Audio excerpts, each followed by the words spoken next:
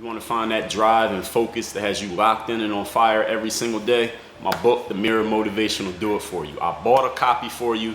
You take care of the shipping. The book is free. Click the link down there. I got you. DreAllDay.com. You're in the best place you could possibly be, being tuned into the show where you learn the discipline to show up day after day to do the work, the confidence to put yourself out there boldly and authentically, and the mental toughness to continue showing up, doing the work, putting yourself out there even when the success you've expected to achieve is yet to be achieved. And on top of all this, let me give you a little bit more, which is a lot more. This is the personal initiative, the go-getter energy that moves you to make things happen instead of waiting for things to happen. Putting all this together, you get the mindset, the method, the podcast, the philosophy, the book. If you didn't know there's a book, yes, there is a book. It is called Work on Your Game. It's also the name of this show. My name is Dre Baldwin, also known as Dre All Day. Welcome to the show. Today's topic is know who you are not. Yes, knowing who you are not. Knowing yourself is important. Also knowing who you're not. Knowing who yourself isn't is important. I was watching a basketball game once, and I saw this player playing, and I had seen this guy before. I knew who this guy was. I'd actually seen him in person play before. I'd actually played against him a couple times before, but I was watching him play in a particular game. I wasn't playing, I was watching. Now, I knew that this player, this particular guy, and I'm not going to give too many identifying details. This is not really about dissing this player, but I knew that this player was not a good offensive player. I knew his offensive skill set was limited at best, on his best day. And it was late in a close game. His team is playing, and he was on the court. First of all, he probably shouldn't even been on the court, but I guess for defensive reasons, maybe he was still on the court. He's on the court. It's late in a close game, and he knew, I knew, and his teammates knew, and I could tell by their actions that they knew he should not be touching the ball because they were on offense, right? Now, he was open. His team had the ball, and he was open, meaning nobody was guarding him, but nobody was passing him the ball. And they should not have been passing him the ball because they knew the same thing that I know, and probably that he knows as well, is that he wasn't going to do anything productive with the ball should he been given the ball. But they were double teaming other guys, and he was being left wide open. I mean, so egregiously wide open that eventually somebody had to pass him the ball. The clock was running. He didn't need to get up a shot. It wasn't like the last second of the shot clock, but they needed to do something with the ball. So he was open. So finally somebody passed him the ball. You know what he did with the ball? Now, before I tell you, any of you who are basketball players or basketball coaches or scouts or anybody who works in basketball, when you have a player that fits the description that I just gave you, offensively, this player is not a plus. This player is an offensive minus. They don't have good offensive ability, but I'll tell you another thing about this player that probably applies to a whole lot of basketball players. Even though their offensive ability is not great, they think they're a good offensive player, and or they want to prove that they're a good offensive player, even though they never proved it before. So you already know what's going to happen when this person gets the ball in a game situation, a live game situation. You already know what they're going to do, and that's why they're not on the court in a situation that's very critical, or they're not on the court at all, because we all know what happened when this player, who's not a good offensive player, but just like many basketball players, wants to prove that they are, because all us basketball players, we put so much of our pride hinges on how many points we can score, what kind of stats we can put up, because that's what gets the attention. Of course, this guy, this basketball player that I'm telling you the story about, he tossed up a terrible shot that did not come close to going in. And I remember watching him shoot that shot, and I remember watching the whole play, and I'm looking at him being open and his teammates not passing him the ball, seeing him but not passing the ball to him. I'm like, first of all, he shouldn't be in the damn game because he can't do anything offensively. Secondly, if they give him the ball, he's going to do something dumb with it, because I know he knows, just like every other many players who are not good offensively know, they want to prove that they can actually do something. And why not shoot it if you're wide open? And he went and shot a terrible shot. They missed. His team lost. And that shot was the reason why.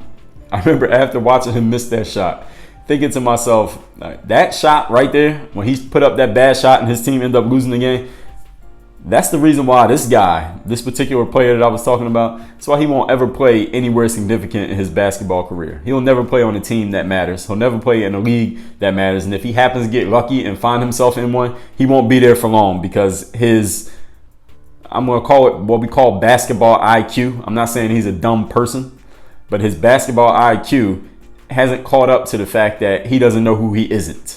He was on the court for reasons probably mostly defensive, because he's tall. He could probably block some shots, grab a rebound or two. That's what he brings to the table. That's his significance. That's his value on the court.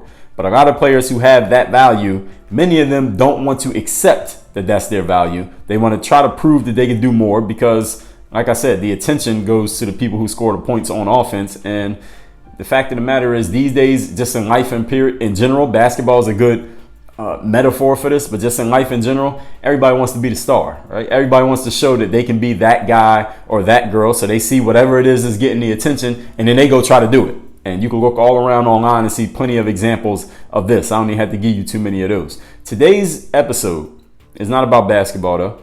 It can be, though. It can be, but it's not. It's not about this particular player. It could be, but it's not. And as I already said, that shot is the reason why this player has a ceiling on his potential as a basketball player. Today is about knowing where you should not be, knowing what you should not do, knowing that just because somebody passed you the ball doesn't mean you had to shoot it. Knowing who you are not. That's what today's topic is. Let's get right into it. Point number one. Today's topic again is know who you're not. First question you got to answer is, what business are you in?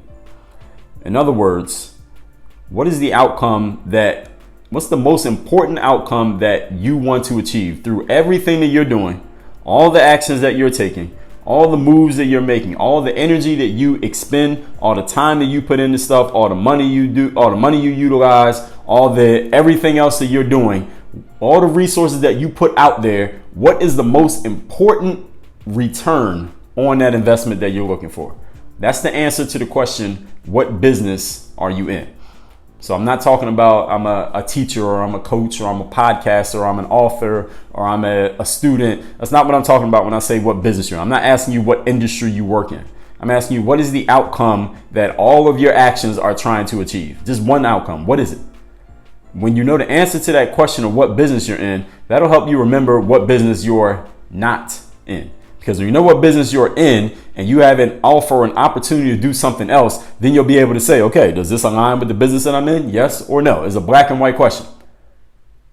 For example, there was I believe it was a boxer by the name of Sonny Liston, who was a great heavyweight fighter before my time. But someone once asked, I believe it was Sonny Liston who was asked the question. Might have been a different boxer, but the person was a boxer. And someone asked him, hey, what is it that you do for a living?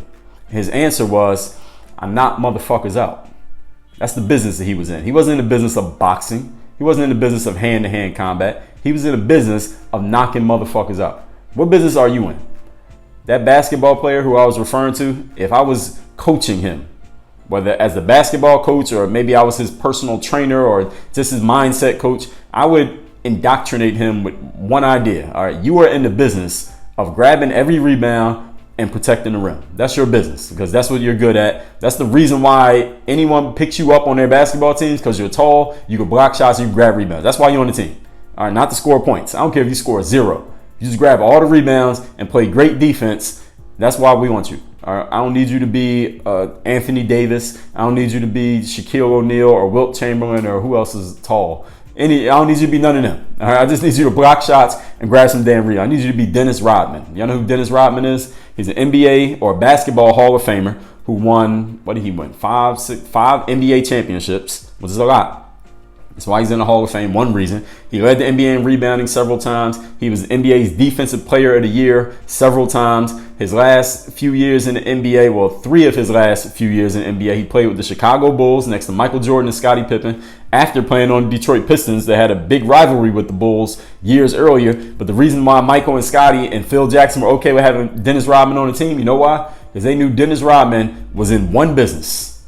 Dennis Rodman wasn't in 10 businesses. Dennis Rodman was in one business, at least on the basketball court. He had one business. Grab every goddamn rebound that came off that rim.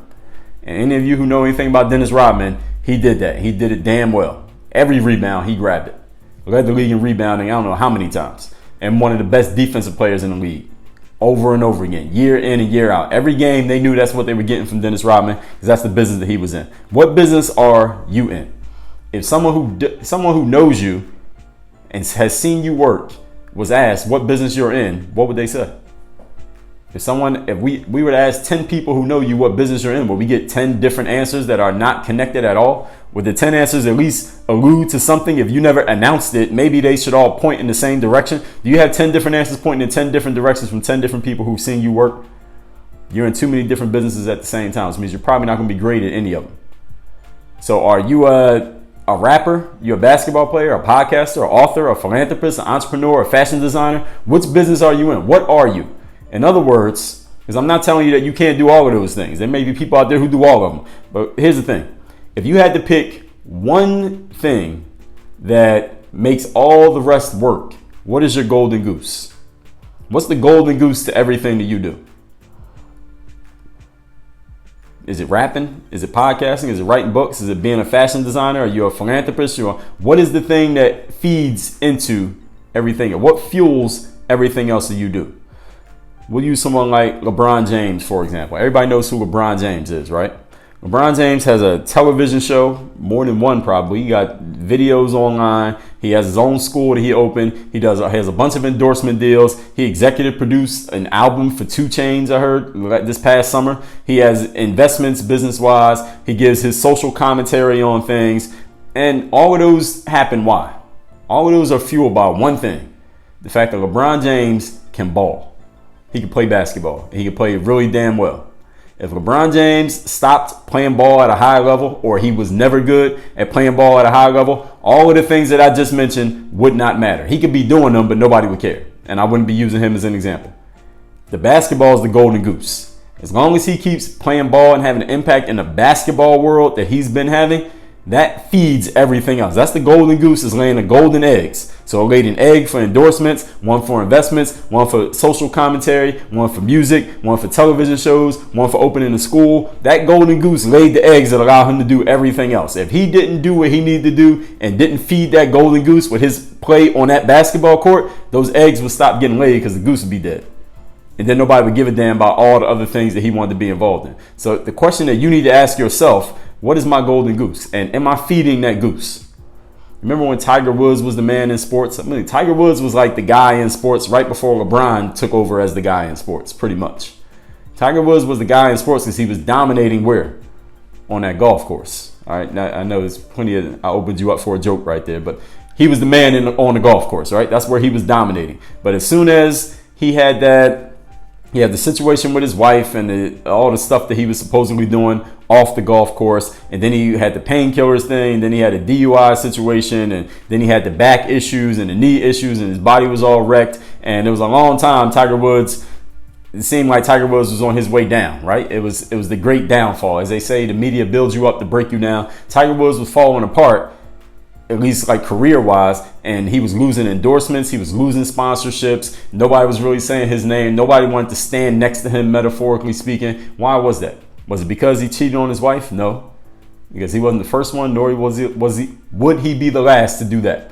Was it because he got injured? Not necessarily. Was it because he was all of a sudden not the homely superstar that everyone thought he was, the wholesome guy? Nah, people use that as a pretext, but not really. That wasn't the real reason. You know why everybody stopped mentioning Tiger Woods' name and people start distancing themselves from him and companies no longer wanted to do business with him? You know why? One reason. His golden goose wasn't laying any eggs. He wasn't winning golf tournaments. Bottom line. Why do we know Tiger Woods? Because he was damn good at golf. We don't know Tiger Woods for nothing else. Now, maybe we know him for a bunch of other things now, but the only reason we came to know him, the only reason it matters, all the other things, is because he can play golf. Only reason what LeBron James does off the court matters because he's LeBron James on the court. If he wasn't LeBron James on the court, he could be doing all of that shit and wouldn't nobody care. All right, there's somebody else in the country right now doing everything LeBron does. We don't know their name. You know why? Because their golden goose ain't laying big enough eggs. Tiger Woods' golden goose was that golf course. And when that golden goose stopped laying eggs, nobody wanted to deal with Tiger Woods anymore. Then they use all that other stuff, the DUIs, the painkillers, the cheating on the wife, you're not the wholesome superstar. They use all of that as an excuse for why they want to distance themselves. It was just a convenient excuse. It wasn't because of that. Now, had Tiger Woods been winning every golf tournament and still did all that same stuff, he wouldn't have lost not one of those endorsements. Guaranteed.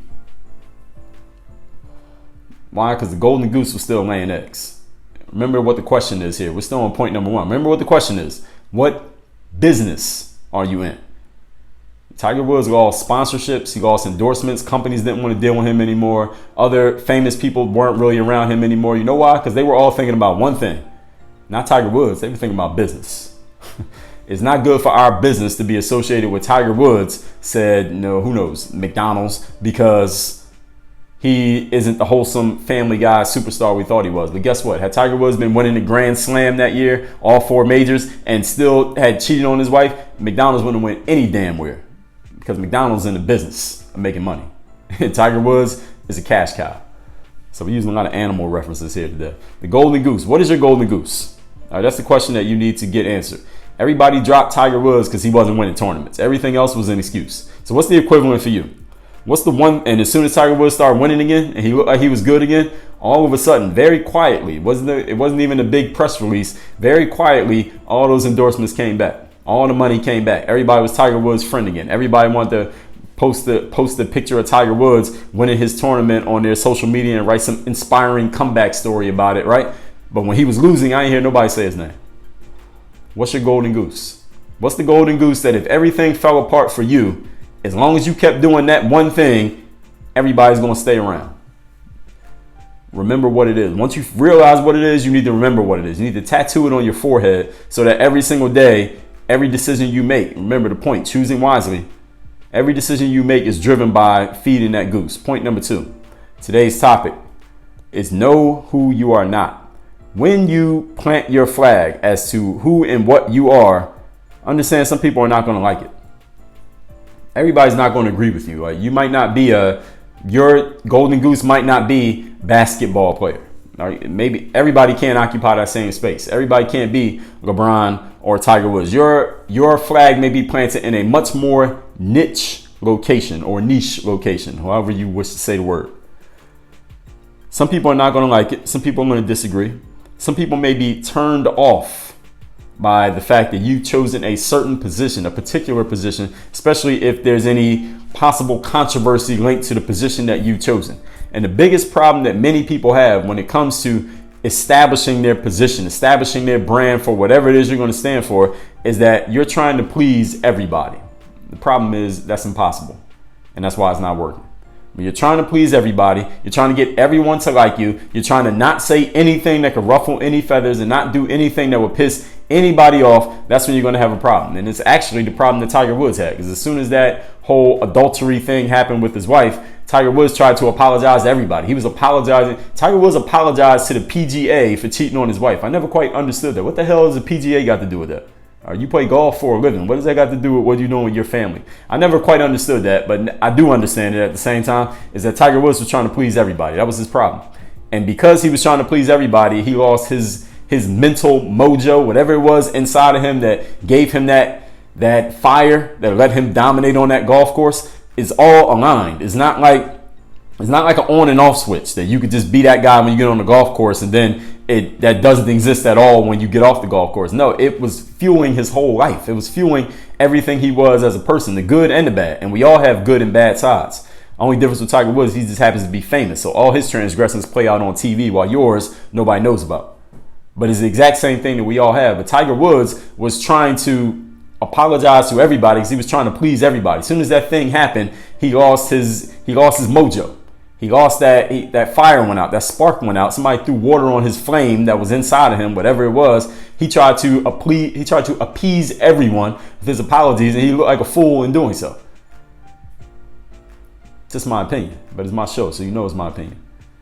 The biggest problem that all of us have is that in trying to establish our brands, our niche, or whatever it is we're going to be about, we are trying to make everyone happy, or at least trying not to make anyone unhappy. But the biggest problem with that is you make no impact. If you're trying to make everyone happy, that means you're not going to say anything that's really going to have an impact on anyone, because a lot of things already been said these days, people.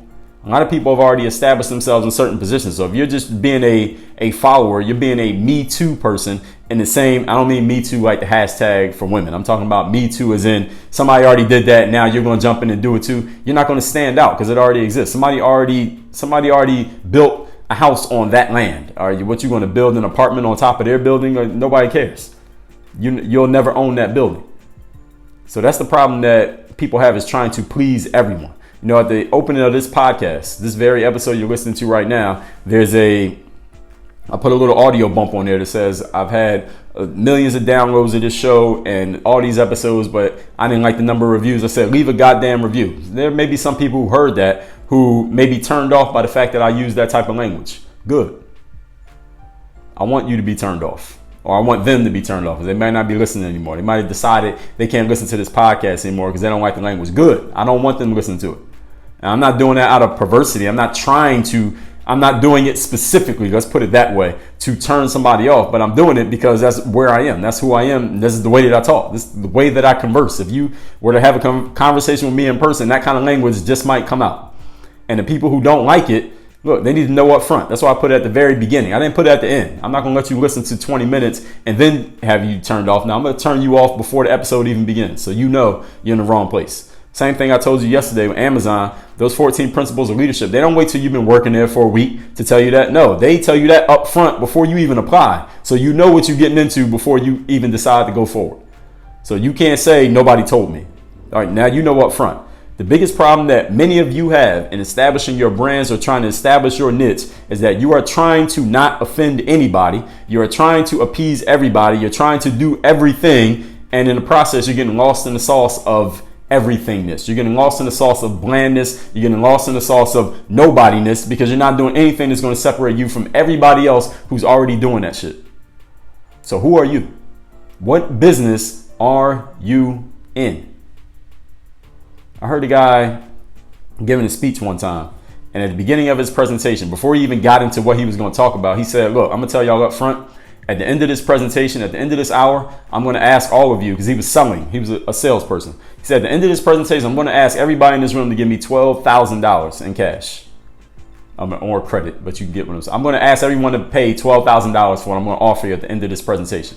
Now that you know this, the speaker continued, I want you to relax and listen to my presentation.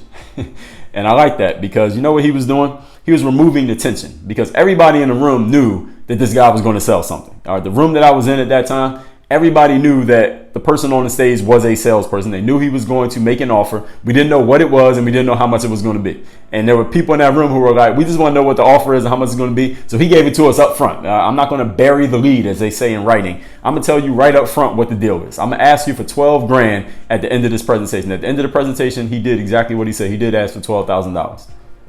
It removes the tension.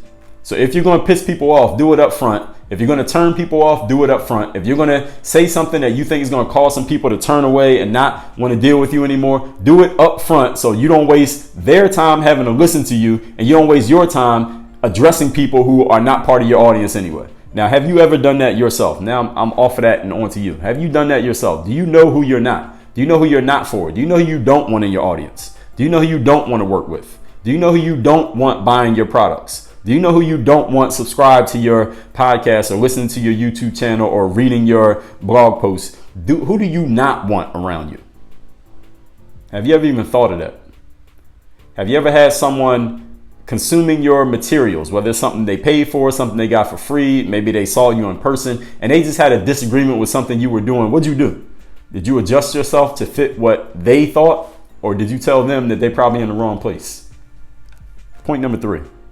Today's topic is know who you are not. You must be both confident and humble enough to know that you don't have to be everything to everyone and you don't have to participate in every game that's being played. Now, this humble thing is a phrase that I don't use too often, not because I don't believe in humility, but because I believe a lot of people misuse the term. Same way we misuse realistic and reality. We misuse that term to mean things other than what I believe they should mean. When I talk about it here, being confident and humble enough, meaning you've got to be confident enough to know that the thing that you choose to be involved in, again, choosing wisely, when you got to be confident enough to know that once you've chosen, that's where you're going to plant your flag and you're going to make it work there. And you also had to be humble enough to know just because the person to the left of you and the right of you and above you and below you and across the street are all doing something different doesn't mean you need to try to do 5 different things at the same time just because you saw them doing it. You need to be humble enough to know that even though you could do what all of them are doing, you're not going to do it. That's the humility that I'm talking about. You can call that discipline as well. You don't have to participate in every game that's being played just because a game is being played. You got to know which games you're going to play in. Again, which business are you in? Tiger Woods, as a golfer, I don't follow golf that closely, but any of you who golfs, you know, you don't play in every single golf tournament. A lot of at least the bigger name golfers like a Tiger Woods, he picks and chooses which tournaments he's going to play in. Probably before the golf season even starts, he looks at the whole schedule and he says, all right, I'm going to play in this one, then this one, and this, and he picks them. And there's a bunch of them that he doesn't participate in. And he knows he's not going to participate because he knows what business he's in. The business that somebody like Tiger Woods is in, I bet if I asked him, he will probably say something along winning major championships. Because in golf, you got those 4 major events. Those are the most important things in golf. Again, I don't follow golf at all, but I do follow when Tiger Woods is playing and he's in a hunt. That's usually all they're talking about is Tiger Woods going to play in such and such major tournament. The Masters, the US Open, the British Open. I guess they don't call it the British Open anymore. And the other one is, I don't even know what the other one is. But those 4 majors, whatever the hell they are, those are the things that matter the most in golf. And Tiger Woods' business is winning those majors because it's a big deal to have a certain number of majors. Just to win one is a big deal, right? So you got to be confident and humble enough to know, first of all, what business you're in. So you're confident enough to know that I'm going all in on that business, and humble enough to know that I'm not going to do all these other things simply because they ain't got nothing to do with the business that I'm trying to get in. Kentucky Fried Chicken, years ago, it's about 10 years ago, they made the ill-fated decision to try to become Kentucky Grilled Chicken. Remember that? When they tried to sell grilled chicken and they tried to rebrand themselves as a grilled chicken company instead of a fried chicken company, that was a terrible idea. That shit failed horribly. You know why? Not because people don't like grilled chicken. I like grilled chicken, but I ain't buying it from KFC. I'm not buying it from KGC either. You know why Kentucky Fried Chicken's KGC experiment failed so badly? Because there is a legion of people out there. And I say a legion, I'm talking millions of people out there in the world who want greasy, bad for your arteries, no artery and vein clogging, heart attack inducing fried chicken. There are people out there who want it, and they will pay good money to get it. And Kentucky Fried Chicken is a global company. I remember I was in Mexico. There was a Kentucky Fried Chicken. All right, people want it all over the world. Just like in the words of LeVar Ball, stay in your lane. What business are you in? Stay in that lane. All right, you don't need to have 5 cars going all 5 lanes at the exact same time because you can't steer 5 cars at the same time. So something's going to crash. All right, there's nothing wrong with staying in one lane. These days, everybody wants to be in every lane just because every lane is available. They are athletes. I used LeBron as an example earlier here today and gave him props. So I'm going to criticize LeBron at this point right here for putting out this more than an athlete thing. Now you got every athlete, because LeBron is such an influential guy. Now you got a lot of athletes who want to prove that they're more than just a basketball player or a football player. Listen, it's good to be a basketball player or football player. You know how many people just want to do that? Why you got to be more than that? It's okay if you want to write a book and be a rapper and have a business and open a school. You can do all those things too, but you don't have to announce that you're more than an athlete. We see it. Now, if you're doing it, we see it. You ain't got to tell us. It's obvious.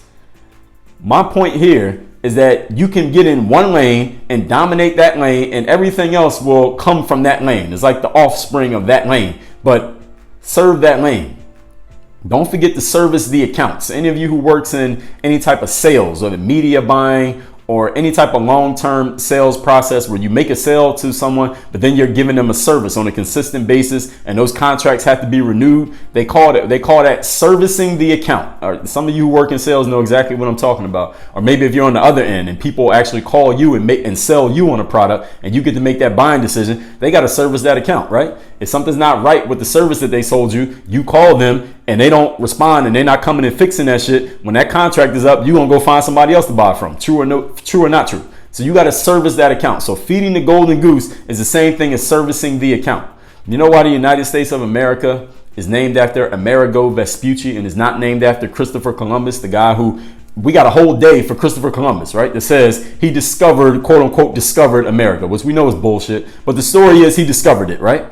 So if Christopher Columbus discovered America, why does he only have a city like Columbus, Ohio, but the country is named after Amerigo Vespucci? You know why? Because Christopher Columbus failed to service the account. All right, he stopped feeding the golden goose.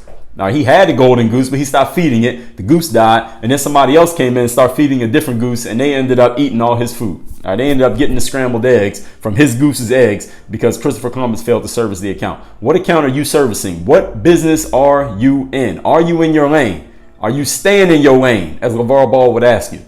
nothing wrong with staying in a lane, people. You don't have to be everything just because it's possible to be everything. If you're being everything, you're probably not very good at any of the things.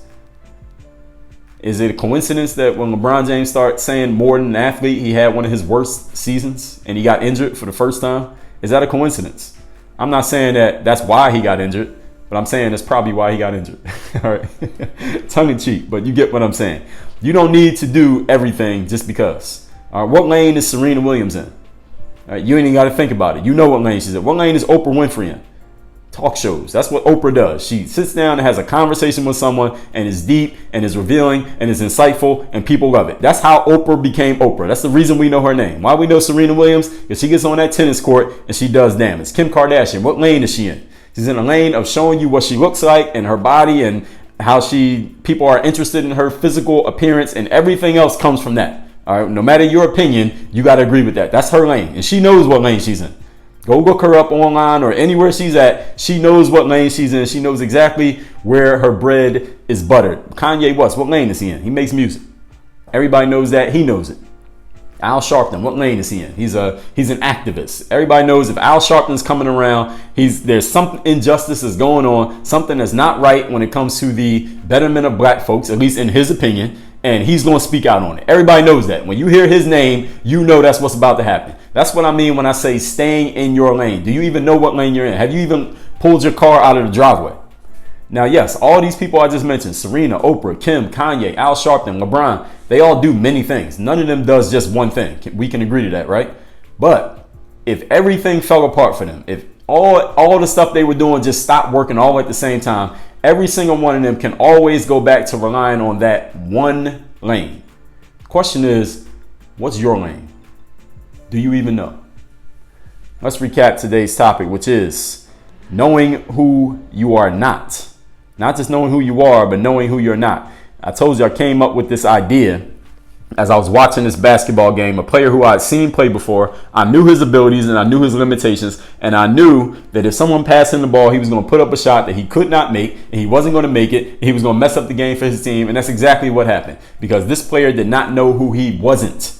I'm not sure he knows who he is because he was trying to do something that he wasn't, which means he probably has both problems at the same time. I'm making sure you don't have either. Point number one, what business are you in? This is the most important question you need to ask yourself every day. As you make your to-do list, as you're writing down all the stuff that you are involved in, as you're going through your calendar and you see how full it is, or you're going through your calendar and it's completely empty, or you got all these options of things you could do, you don't know where to begin. Ask yourself this question, what business am I in? This will help you remember what business you're not in. When you know what business you are in, you know what to say no to. Are you a rapper? You're a basketball player? You're a podcaster, author, philanthropist, entrepreneur, fashion designer? If you had to pick one that fueled everything else, what's the one thing that fuels everything else that you do?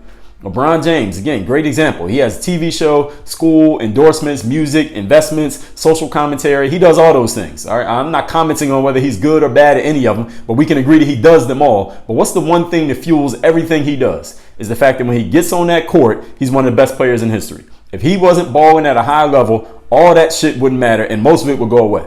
Tiger Woods, the same thing. When he was the guy and he was winning tournaments, everybody was following him around. As soon as he stopped winning tournaments, and there was a convenient excuse for people to stop messing with him, they did. They said, oh, well, he cheated on his wife. He's not a good guy. He he did these things he wasn't supposed to do. He was addicted to painkillers. He got a DUI. People use all of those words as bullshit pretexts to stop messing with Tiger Woods. If he was winning tournaments at the same time that he was getting DUIs and being on painkillers and cheating on his wife, everybody would have turned the other way as he kept doing it, and they would have kept making money off that man. I guarantee you that's the way that it works in life. And I'll tell you right now, there's somebody out there in life right now who's still feeding their golden goose, and they're doing a whole bunch of bad stuff that everybody would be shocked and appalled at, but nobody's bringing up. Why? Because that person is feeding the golden damn goose. What is the equivalent for you? And once you figure out what it is, remember it. Point number two, when you plant your flag as to who you are and what you are, some people won't like it.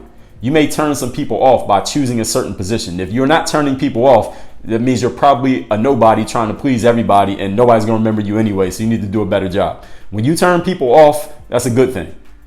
All right. The biggest problem that many people have is you're trying to please everyone. You're trying to make everybody happy. You're trying to not piss anybody off. All right, that's the problem. Now, you're not trying to piss anybody off. You won't. You won't piss anybody off, but you also won't be remembered by anybody. You're not doing anything memorable. The intro in this podcast, I say leave a goddamn review. Some people may be turned off by that. Good. Be turned off. All right? At least I did it up front. I could have put it at the end of the podcast and wasted 30 minutes of your time, but I'm going to give it to you up front so you can turn it off immediately. I'm not doing it out of perversity, but that's where I am. That's who I am. That's the way that I talk. And people who don't like it, I'm giving it to you up front. Like I heard a speaker say, look, at the end of this presentation, I'm going to ask you for $12,000 for this product that I'm selling. And now you know it, so you can relax and listen to what I'm saying so you don't have the tension. I'm relieving the tension of you wondering what I'm selling and how much I'm selling it for. Now you know it's going to be 12 grand. Now you already know whether you got it or you don't. Now you know. So just enjoy the presentation whether you're going to buy it or not. And at the end of the presentation, he absolutely did ask for $12,000. If you're going to piss people off, do it up front and don't waste your time or theirs making them wait. Do not bury the lead. Point number 3, be both confident and humble enough to know that you don't have to be everything to everyone and you don't have to participate in every game that's being played. KFC tried to become Kentucky Grilled Chicken. They failed. Why? Because everybody don't want to eat healthy. All right. Some people want some greasy chicken that's going to clog their arteries and kill them 10 years earlier than they should die. And they want it. And KFC should keep supplying it because they will keep paying for it. There's nothing wrong with staying in your lane. Like LeVar Ball said, everybody wants to be everything these days just because it's available to be everything. But you don't need to do this. What lane is Serena Williams in? What lane is Oprah in? Kim Kardashian, Kanye West, Al Sharpton, LeBron James. Yes, they all do many things, but if everything fell apart, they all got one main thing that they can always go back to that will build everything right back up all over again, same way Tiger Woods did. What is yours? You want to get focused. You want to get disciplined. You want to light that fire so that you can get to that one main thing that's going to be your thing that will feed everything else. Get my book, The Mirror of Motivation. You get the book free. I will ship a physical copy to you. If you have an address, I don't care if it's a P.O. box, it can be your work address, it can be your school. You get it shipped to one of your friends' houses and then just go get it from there. If you have a physical address, we will mail you that book completely free. All you got to do is go to mirrorofmotivation.com. Tell us where to send it. Claim your free book while supplies last. I got you. That's The Mirror of Motivation. The address again, mirrorofmotivation.com. Work on your game. Dre all day.